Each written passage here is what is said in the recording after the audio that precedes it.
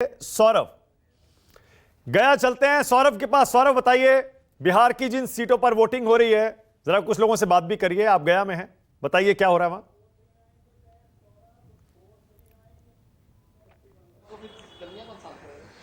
जी बिल्कुल, बिहार के हॉट सीटों में से एक गया की सीट है और यहां से एनडीए की अगर उम्मीदवार की बात करें तो जीतन राम मांझी जो पूर्व मुख्यमंत्री हैं वो इस बार मैदान में है। हालांकि 3 बार वो हार का स्वाद जो है वो चख चुके हैं, चौथी बार वो मैदान में हैं। और दूसरी तरफ अगर इंडिया गठबंधन की बात करें तो कुमार सर्वजीत जो महागठबंधन की सरकार में कृषि मंत्री भी थे, यंग हैं, वो उनके सामने है। लड़ाई जो है वो सीधी है।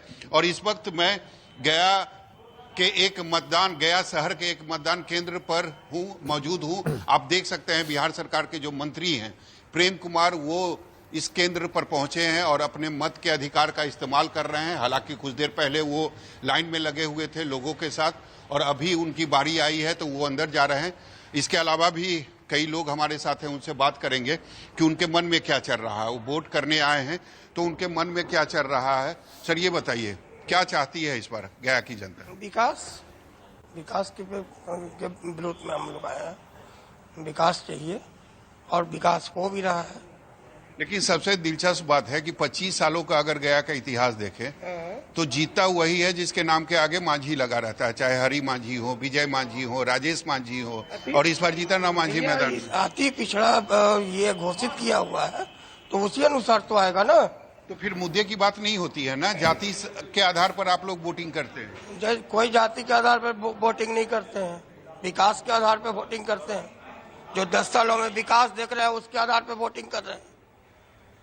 क्या लगता है आपको इस बार क्या होगा? गया का कुछ माहौल बदलेगा या जो चल रहा था वही चलेगा? क्या होगा इस बार? कंफर्म बदलेगा, क्योंकि इस बार बहुत जगह से कंपटीशन हो गया है तो 100% बदलेगा ही बदलेगा। क्योंकि सभी लोग सोच रहे हैं विकास की ओर, क्योंकि जनता बेवकूफ़ नहीं रही।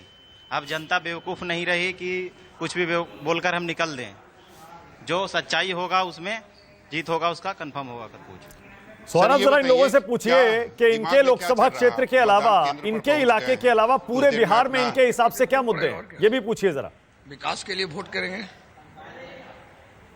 और बताइए क्या सर, आपको क्या लग रहा है अगर पूरे बिहार की बात करें, गया को अगर 1 मिनट के लिए हम छोड़ दें, पूरे बिहार की बात करें तो मुद्दा क्या है इस बार बिहार में, चुनावी मुद्दा जिसे हम कहते हैं?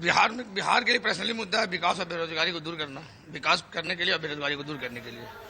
तो 10 सालों से केंद्र में मोदी की सरकार है, तो आपको लगता है कि इन सब चीजों से आज तक तो बिहार की कुछ नहीं हुआ है। मोदी इस केंद्र सरकार रहे तो भी बिहार को कुछ नहीं हुआ। तो आप देखिए कि प्रेम कुमार अपने मत के अधिकार का इस्तेमाल करके निकल गए हैं। सर ये बताइए, अभी कुछ जनता से हम बात कर रहे थे, इनका भी यही शिकायत है कि जो विकास होना चाहिए या बिहार के लिए जो होना चाहिए वो तो अभी तक हो नहीं रहा। केंद्र में 10 साल से आपकी सरकार है। 24 घंटा बिजली मिल रही है लोगों को। पहले बिहार में अंधेरे का बिहार हुआ करता था, गड्ढे का बिहार। सड़कों का निर्माण हुआ है, बिजली लोगों को मिल रही है, लॉ एंड ऑर्डर कानून का राज यहाँ पर है जाकर के। बड़े रेलवे स्टेशन का विकास हो रहा है 2 अरब के लागत से, 3 अरब के लागत से, 2 अरब के लागत से। हृदय योजना का सीताकुंड, अक्षयवट, ब्रह्म सरोवर, बैतरणी, सबका विकास हुआ है और सड़कों का निर्माण कराया जा रहा है बड़े पैमाने पर। सड़कों का हो रहा है, IIM की पढ़ाई शुरू हो गई है, केंद्रीय विश्वविद्यालय का निर्माण हुआ है। तो हर सेक्टर में किसानों को सिंचाई का काम कराया जा रहा है। सबसे बड़ा आता है लॉ एंड ऑर्डर, कानून का राज।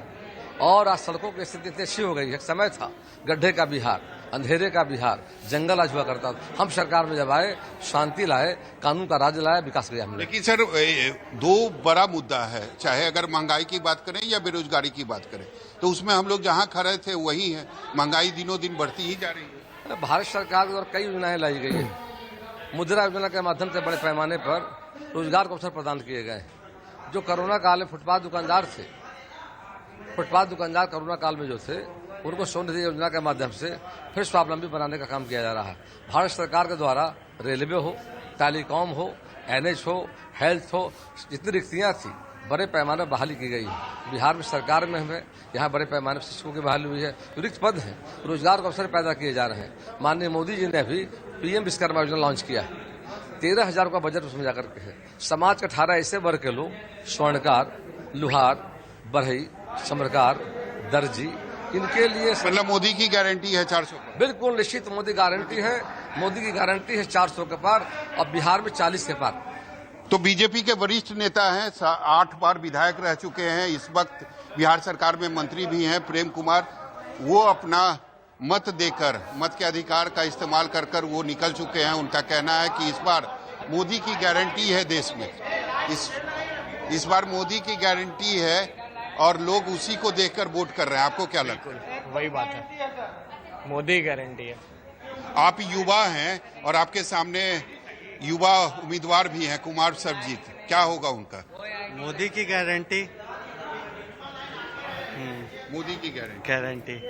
तो माना कि आपने सुना कि यहाँ पर जो लोग हैं उनका साफ कहना है कि हम लोग विकास के नाम पर वोट कर रहे हैं, और यहाँ के जो लोग हैं निश्चित तौर पर, अगर गया शहर की बात करें तो गया शहर जो है वो बीजेपी का गढ़ माना जाता है, और यहाँ पर ज्यादातर जो लोग हैं, ज्यादातर जो जनता है वो निश्चित रूप से बीजेपी के समर्थक हैं, और उनका यही मानना है कि सीधे तौर पर हम मोदी की गारंटी यानी मोदी के विकास के नाम पर वोट कर रहे हैं। सौरभ, लौटूंगा आपके पास।